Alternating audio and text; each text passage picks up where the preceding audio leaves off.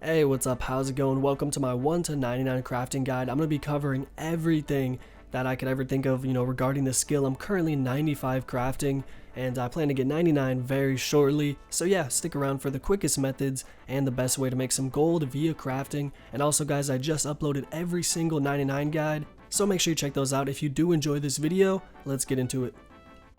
Alright, so before we begin, I want to go over the quest list. I always try and show all the quests before the guide begins because it's going to save you so much time. And it looks like there's over 20 quests regarding to, crafting, so there's quite a bit. I'm going to go over just a few, probably looking at the right hand column because everything on the left is, under a K. One of the first quests that actually catches my eye is Enlightened Journey. You're going to have to do this quest to actually unlock balloons, and you can travel from Castle Wars to Entrina. Definitely an interesting quest and unlock some pretty cool travel methods. And the next quest I would definitely do is Fremennik Trials. Everyone knows this quest, unlocks the Berserker Helm, Archer Helm. You're gonna have to do it anyway, so you might as well get it done along with a Nature Spirit. You're gonna have to do Nature Spirit to get like a Mithril or Addy Gloves via Recipe for Disaster, which is also on the list. I would definitely recommend doing Elemental Workshop Part 1 and Part 2. They will take you 15 minutes, a pretty cool quest. You get those cool like blue shields. And yeah, you're gonna get like 15k XP, so good. You could also do Cabin Fever, which is another requirement for some higher level quests. The last quest I would do, only 17 thieving requirement, 9k XP, Hand in the Sand. It's such an easy quest. This is gonna be the one you'll definitely want to do. So if you don't happen the quest, you can always just, get your crafting up by doing basic leather items. Starting off at level 1, you're going to be wanting to make leather gloves for 26k XP an hour. This is damn good for level 1. You could just keep busting out the leather and actually doing leather chaps at level 18 for 50k XP an hour, but I would suggest actually switching it up to gold bracelets only at level 7 for 40k XP an hour. These can be made on any type of furnace, and it probably is better than actually killing the cows and then running to Alcara to tan them. Just staying till 33 and actually doing the leather items instead of switching it up, and you get it. It's literally going to take you 10 minutes. Alright, so once you hit level 33, some pretty cool training methods get unlocked. Glass blowing, you want to start off at vials at level 33, 54k XP an hour, and you basically just take the molten glass. You could buy from the G, you get it from drops. You could actually take buckets of sand and actual seaweed and use it on a range, and then use it on a furnace to make the molten glass. I used to do it on the Deadman mode servers all the time on my road to rank 1 crafting. Now moving on to the fish bowls at level 42, 60k XP an hour. You're definitely going to want to drop these. They're worth literally like negative 5 GP because no one needs them. But moving on to an item, you can actually make a tad bit of gold. It's unpowered orbs, and if you do actually want some magic XP, you could go charge them below Edgeville for about 1.2k gold each. You could do this method of glass blowing orbs and then actually go do that and make about 600k gold an hour on top of the crafting, plus you're getting magic XP, double win. Alright, so this method is a blast, but it's so expensive and it's cutting gems. You can actually start at level 20 and do sapphires. But yeah, I did put the leather and glass blowing methods first, even though this is actually the most efficient, but it just costs so much money. It's really not worth it. Maybe if you're going for like 99 and you're already, 70 plus. One of the pros to cutting the gems is how AFK it is though. You're able to cut about 2.7k gems an hour, and at sapphires it's almost 150k XP an hour. Emerald is 175, ruby 230, diamond 230, and dragonstone about 350k. That's so quick, literally 30 to 40 hours to get 99, but you'd probably lose like 250 mil doing the dragonstones, and that's going to be a huge hit to the bank. So let's move on to some methods that you can actually make some gold or at least save a lot more than cutting gems. I'm also doing a pretty juicy giveaway with every single one of these 99 guides, and this video is going to be battle staffs. Just leave your RSN and keep your private on so I can PM you if you won, and give the video a like and subscribe if you have not subscribed. That would be awesome. I'll be posting the video of all the winners after 99 farming is done, the last 99. It should be a pretty special video, over 200 mil I'm giving away. A really fun AFK method to do for some gold is actually cutting the gems into bolt tips, and these prices are really going to fluctuate, so you're going to have to check it on your own time. For all I know, ruby bolt tips could be better than diamond, and then dragon could be better the next week, but you can always profit quite nice, although it's barely any crafting XP, but hey. But if you're just looking to make a little bit of gold, this is a method for you, and you could even do it after you cut the gems to save yourself a little bit of gold. You could actually even buy, adamant bolts or something, put the ruby tips on, and then even enchant them and sell them for more profit. I'm about to show you guys the most efficient methods to 99, but I do want to show you guys this new method that most players returning would totally not know about. It's actually making amethyst bolt tips and arrow tips and javelin heads. You'd think it'd be fletching, but it's totally crafting. At level 83 you can actually make the bolts, at 85 you can make the arrows, and 87 you can make the javelin. All these things are one tier above the ruin arrows, etc. People do like to use them for PKing, and that means people are willing to pay more for the arrows because they actually want to hit higher on the player so they can kill them. Alright, so moving on to one of the more common ways, but not the best way to get to 99, it's actually just crafting, dragon hide bodies, either green or blue. You could do black, but you get more XP, you lose a lot of gold. I honestly don't think anyone really crafts black D-eyed bodies unless you're really rich, and it is kind of sad. Most of the time in OSRS, skilling is actually not profitable. Like, let's say black D-eyed leather is 3k each. You need 3 of them for the body, so that's 9k, but then you sell the body for like 8k or 7.8.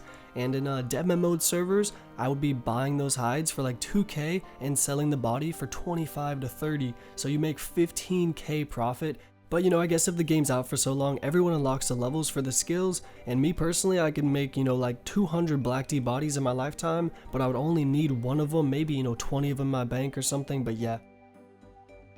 Alright, so looking at the leather and the bodies, the green is definitely the most cheapest at 4 GP to XP, so obviously that means if you needed to get 10 million crafting XP, it would cost you 40 mil, which isn't too bad. But yeah, then blue gets a little bit more expensive, but of course it's more gold, and red and black are just, man, they're ridiculous. 7 gold for the black, that's almost twice as expensive as green, and it's only about 25% more XP, so yeah. Making green D bodies is roughly 300k an hour, and making blues is like 330, 340. It really depends like how you're doing your clicks and efficiency. And crafting the black dragonhide bodies would be 425k XP per hour. Alright, moving on to probably the cheapest and most efficient method. I know I did this from like 70 to 95 crafting, and it's actually just making air battle staffs. You could of course make fire and water, but air is the best. If we take a look at the GP to XP, the water is actually 6 gold per XP, and that's mostly just because water orbs don't really come into the game. No one actually goes and like crafts them, and I think they're only dropped from Abyssal Sire the boss. Looking at the earth orbs at 4.4, and then the fire at 5.1, and then the air at 3.9, which is cheaper than crafting the green dragonite body, and it's it's more XP than all these other orbs, I would highly suggest doing this. So making the water battle staffs is actually 245k XP an hour, and the air is 340, which is 40k XP more than the green dragonite bodies at 300k.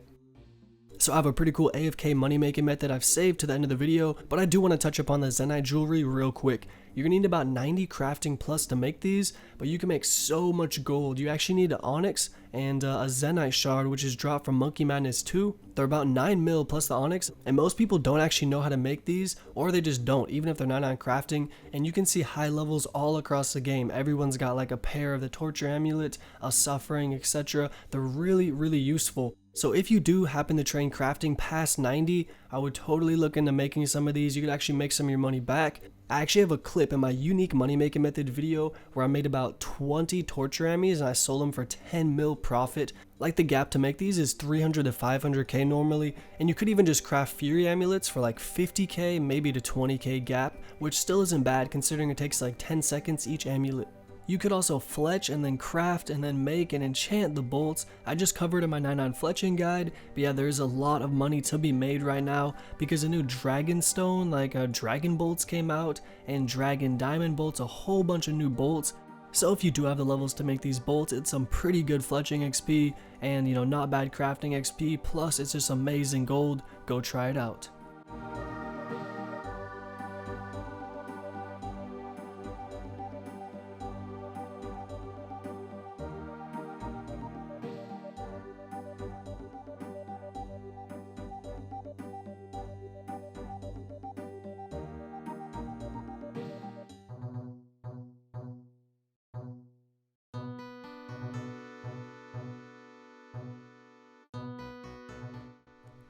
Another item I will mention just because it came out in 2018, but it's not good for fletching and it's not good for crafting, and it's actually the new shields, the wooden shields, the green dragon leather shields, black dragon leather, all that stuff. It looks really cool and you can buy them in the G for like 3k, but you actually lose money, like a lot of money making it, so it's not worth it.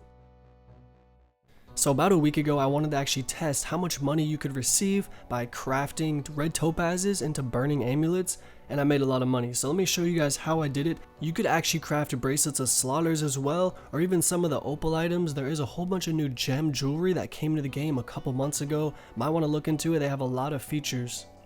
So first off, uncut red topazes, I was buying these for like 2.2k and cutting them and selling them for 2.9. Yeah, I was making 700 GP profit, and it's always at least 400 GP profit a cut. The only downside is the higher your crafting level means you won't break them as much, so you can't actually turn these stones to dust, and you know, they're worthless, they're done.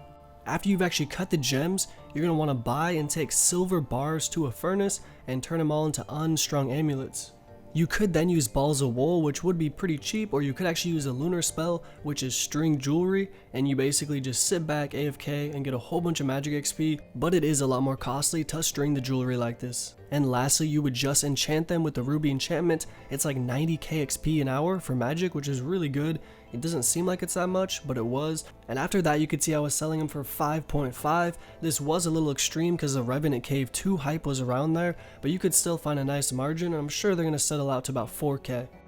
And there it is, the 1 to 99 crafting guide. And like I said earlier, I did post every other 99 guide, so if you did find this one useful, check it out guys. And if you do want to help support the channel, check out Seerz Village, a new merch site I've just posted. Have a good one, see ya.